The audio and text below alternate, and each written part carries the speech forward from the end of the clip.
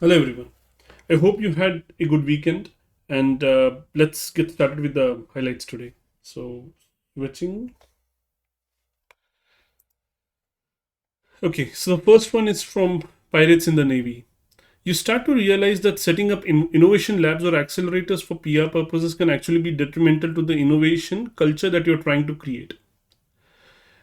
So, this book is about, like the name says, Pirates in the Navy. It kind of says that, in the organized Navy, there is a group of pirates who do things as they want.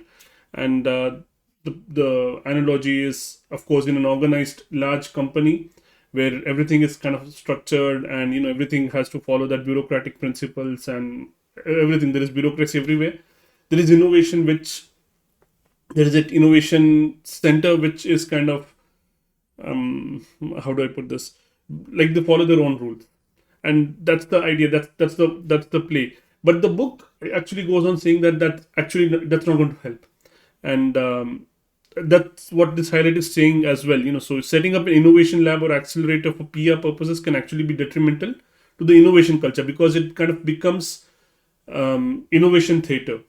You're not really innovating, it's just PR purposes. So the book actually goes on to argue how you set up innovation centers and how it actually needs to go, how it actually needs to be imbibed in every team that's there in the organization, not just one unit or one department that's just responsible for innovation. So yeah, let's move on. It's a good read. You should read this if you're curious about setting up innovation in your companies. So, mindful numbers.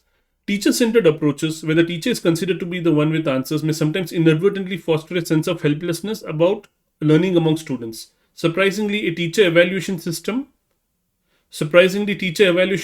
may foster the same helplessness. These systems allow you to place the blame for failure on your teacher's inability to motivate or instruct. Right. I'm missing the context, but again, this highlight covers the essence of what they want to say.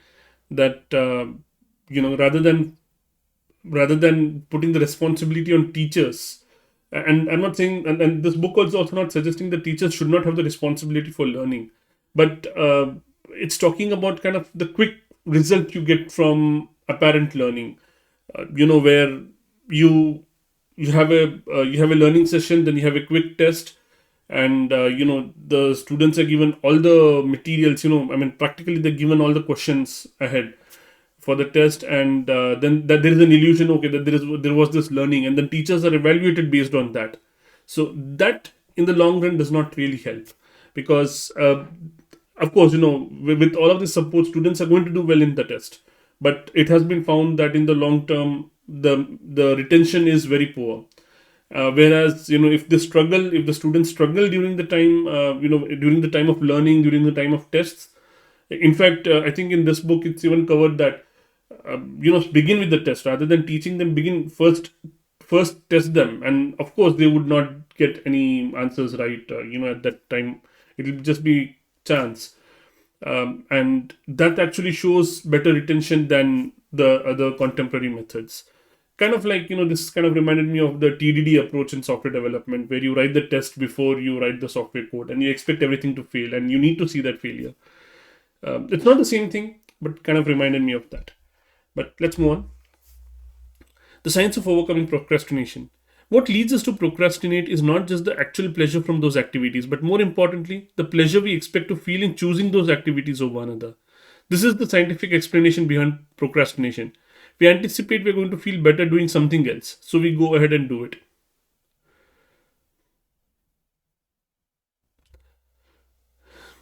Yeah, I feel that the book is not really about this. Maybe I'm just misunderstanding this quote right now, and like that's probably because I'm missing the context. Uh, because when it says those activities, I'm not really sure what those activities it refers to. So I think I should just skip this for now. Moving on. Cues. Labeling negative cues reduces their impact. Learning cues will help you spot and stop negative cues being sent to you and be more in control of the cues you send to others. So This highlight is appealing to me because I believe, labeling anything reduces the stigma around it. uh, or helps you understand something. It helps you break it down, and then it reduces the anxiety associated with that event. So even in case of cues, negative cues, uh, if you're talking to somebody and they're sending you these negative cues, and if you don't know about them, if you can't break it down, and if you can't really analyze, you just get a feeling that the person is doing something. The person is not like sending you negative cues, but you can't really place point your finger to it. You can't really place your finger on that. So that's the advantage of learning cues. And if you can learn the different kind of cues and break it down, and when you're in a conversation and you're able to label it in your head, of course, it reduces their impact. You're in better control of the conversation, you're in better control of yourself, so that you can respond accordingly. It's not about controlling others, it's about controlling your cues, because we tend to mirror negative cues as well, even though unintentionally. And there is this thing, where because of different cultures, they may be sending cues which may be completely neutral for them but negative for you, and inadvertently you're sending them negative cues based on that. So this is talking about awareness, awareness in a conversation, and uh, pointing out, like figuring out for yourself what's going wrong for you. Let's move on. The molecule of more. As we gain experience with the world, we develop better and better models, and this is the basis of wisdom. We embrace models that work well and discard the ones that fail to take us where we want to go. Knowledge passed down from previous generations can help us improve our models in a different way than direct experience. So this is about how brain learns and how brain kind of um, the book does not really use this term. This is from another book, but the brain really compresses information and then builds models from that. So for example, you see one apple and you understand, okay, that this is an apple, right? Now you see an apple in any other setting, you can recognize that okay, yeah, this is an apple. So that's the point of this highlight. We embrace models that work well and discard the ones that fail to take us where we want to go. And in this highlight, they're talking about something else. I'm not really remembering exactly what, but yeah, it's also talking about knowledge passed from previous generations. Experience shared rather than your direct experience. So yep, yeah, that's I think that's about it really over here. So let's move on. 4,000 weeks. There is a sort of cruelty, Ido Landau points out, in holding yourself to standards nobody could ever reach, and which many of us would never dream of demanding of other people. The more humane approach is to drop such efforts as completely as you can. Let your impossible standards crash to the ground, then pick a few meaningful tasks from the rubble and get started on them today. I think this covers it really. I don't know what else to say. It's very common. We hold ourselves to standards, like it says. We would never dream that of anybody else, but we hold ourselves to such standards, and it's better to drop them. Really, let's move on. Don't overthink it. What you choose to focus on matters. Your morning ritual sets the tone for the whole day, so avoid rituals that set you up for overthinking, thus robbing you of the meaning and peace rituals can bring. Yeah, so I can't really remember the examples that the book goes into for overthinking. What were the rituals that lead you to overthink?